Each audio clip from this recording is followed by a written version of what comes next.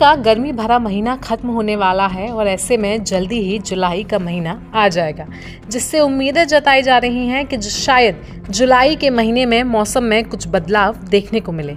खैर, जुलाई के महीने में मौसम ही नहीं बल्कि और भी कई सारी चीजें बदलने वाली हैं। सबसे पहले तो जुलाई के महीने में ही मोदी सरकार 3.0 अपना पहला बजट पेश करने वाली है। तो वहीं 1 जुलाई से सरकार 3 नए कानून भी लागू करने वाली है। लेकिन इस सब के अलावा क्रेडिट कार्ड और कमर्शियल वाहनों की कीमत में भी कुछ बदलाव होने वाले हैं। अगर आप भी क्रेडिट कार्ड का इस्तेमाल करते हैं तो फिर ये खबर आपके लिए खास है। दरअसल 7 दिन बाद यानी कि 1 जुलाई 2024 से क्रेडिट कार्ड पेमेंट से जुड़े बदलाव लागू होने जा रहे हैं। इसके बाद कुछ पेमेंट प्लेटफॉर्म्स के जरिए बिल पेमेंट में परेशानी आ सकती है। इन प्लेटफॉर्म्स में क्रेड, फोनपे, बिल्डेक्स जैसे कुछ फिनटेक शामिल हैं। दरअसल आरबीआई के नए रेगुलेशन के मुताबिक 1 जुलाई से सभी credit card bill payment Bharat bill payment system यानी कि BBPS के जरिए किए जाने चाहिए। उसके बाद से सभी को भारत बिल पेमेंट सिस्टम यानी कि BBPS के माध्यम से ही बिलिंग करवानी होगी। अब यहाँ से ये जान लेना जरूरी हो जाता है कि आखिर ये BBPS क्या है। तो बता दें कि ये बिल पेमेंट का एक इंटीग्रेटेड सिस्टम है जो ग्राहकों को ऑनलाइन बिल पेमेंट सर्विस मुहैया कराता है। ये NPCI की देखरेख में काम करता है।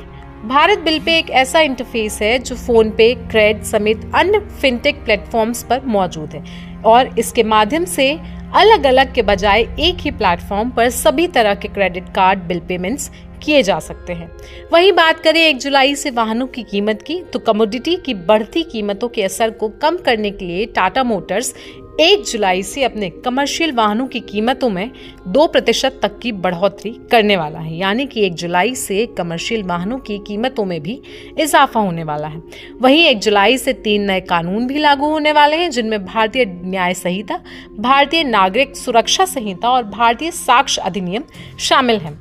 न्याय संहिता में संगठित अपराध, आतंकवादी कृत, मॉब लिंचिंग, टक्कर मारकर भागना, धोखे से महिलाओं का यौन शोषण, छीना झपटी, भारत के बाहर उकसाना, भारत की संप्रभुता, अखंडता और एकता को खतरे में डालने वाली कृत और झूठी या फर्जी खबरों का प्रकाशन जैसे 20 नए अपराध भी शामिल हैं।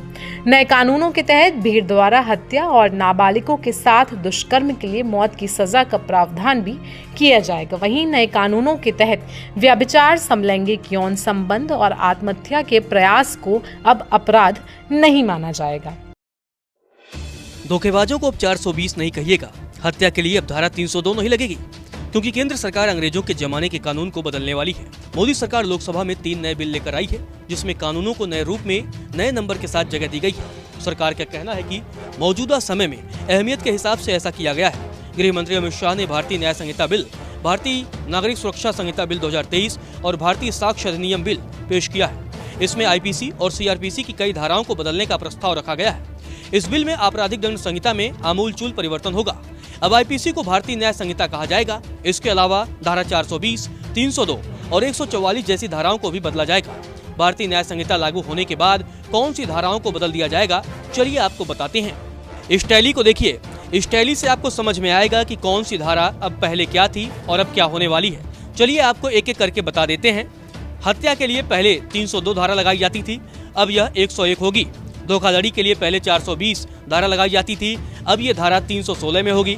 भीड़ भाड़ और हंगामा करने वालों पर पहले धारा 144 लगाई जाती थी, अब ये धारा 187 होगी। देश के खिलाफ षड्यंत्र करने वालों पर पहले धारा 121 लगाई जाती थी, अब यह धारा 145 होगी। देश के खिलाफ गतिविधियां करने वालों पर पहले धारा 121A लगाया जाता था, अब यह धारा 146 लगाई जाएगी और उसी के हिसाब से कार्रवाई की जाएगी।